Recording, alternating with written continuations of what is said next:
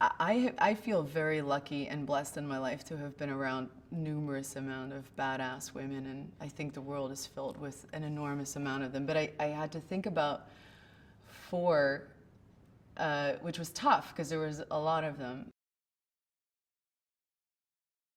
Well, the first woman that came to mind to me instantly, and maybe it's because I'm in the process of developing her story right now, is Susannah Cahalan, who's the young author of an amazing book called Brain on Fire. And it's really her story of how she was misdiagnosed for a really an incredible length of time by doctors who thought that who thought that sometimes she was making up her illness, and other times just literally looked at her while she was dying in a hospital and said, "Sorry, we have no idea what's wrong with you. We're basically just waiting for you to die." And this was a girl who was in her early 20s, and she had just started a great career at the Post and found new love. Literally just met her boyfriend 3 months before she started feeling ill. And what started off as just a really good place in her life ended up being what I can only imagine to be the greatest nightmare of anybody's life. And when I read her book and how she dealt with all of these obstacles and where she found herself, you know, later in her life, once she was diagnosed correctly, in her late 20s, where she should have been enjoying life, she found herself back in physiotherapy, having to learn from scratch how to talk, how to walk, muscle memory. And this is a person, not just a woman, but this is a person who, when you hear her speak about her life and her experiences, who has not an ounce of bitterness about anything that happened. It's just this kind of clear vision of what her life has been, and that's what it was, and that she doesn't dwell on it, and that she kind of takes it for what it is, and she's ready to tell that story and move on. And then the second person that I've really been inspired by for a long time is this incredible woman from Ghana, Esther Ocloo, who was one of the founding members of the Women's World Bank. And she was a real pioneer in microloans. And her story, I always knew about her because of the World Bank, but I never knew how she started out. And about a year ago, a woman told me her story, and I was really touched by it. She started making marmalade, and she would just make marmalade and sell it, and it became this really small business in her village.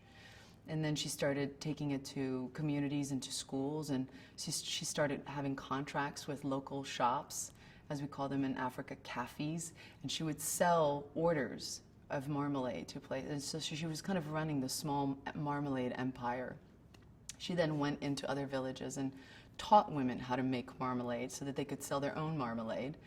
And then she started realizing that they were making marmalade better than her, and places wanted to buy their marmalade over her marmalade, and people would say to her, "Why are you doing this? You're threatening your business." And she said, "I deserve the competition." And I think she's an incredibly inspirational woman who really understood the concept that we throw around so loosely of, you know, building something up from the ground. And she had a massive movement and such a global effect that you just can't deny. And then that brings me to my third person, because her story is very similar to my mom. You know, I believe in the saying that we can't choose our parents, but man, am I so grateful for whomever chose my parents for me. You know, very much like Esther, my mom was the youngest of a very big family, and got married at a very young age, and didn't really necessarily as a woman have a lot of opportunities that were going to be handed to her. And she just said, "No, that's not how my life is going to be." And my father was an engineer, and she got very interested in his world, and they started a company together, and they have built most of the roads in South Africa that you drive on today, and I'm incredibly proud of that. But this was a woman who, you know, was really, at the time that I was a child, the only woman in construction, road construction.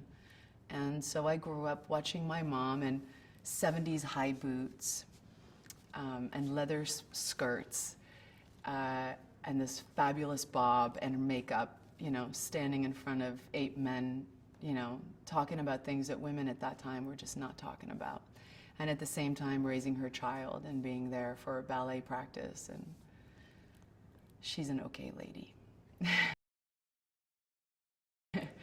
And then I just recently finished working with Gillian Flynn, and I wanted to give her a shout out just because I have such respect for women who can write women in the most honest sense of the way and the word of what that means. And I think Gillian does that flawlessly. And I've been very lucky to be able to develop and produce one of her books, Dark Places. And we've finished shooting it, and we're literally locking the film actually today. And so maybe I have her in my mind, but I just have such an appreciation for her when I watch the film, and her reckless regard to write women for their sometimes narcissistic, cold ways, but always with this great sense of humor that just kind of takes you know, this idea that women don't want to be real people, and that they, you know, want to be kind of cushioned and not thought of as people who can make terrible mistakes and have terrible thoughts. And she does it in a way that's very authentic and funny and entertaining. And when you meet her, you just would never imagine that these thoughts are going through this beautiful redhead, angelic face. So there you have it. Those are my women. See you in ELLE.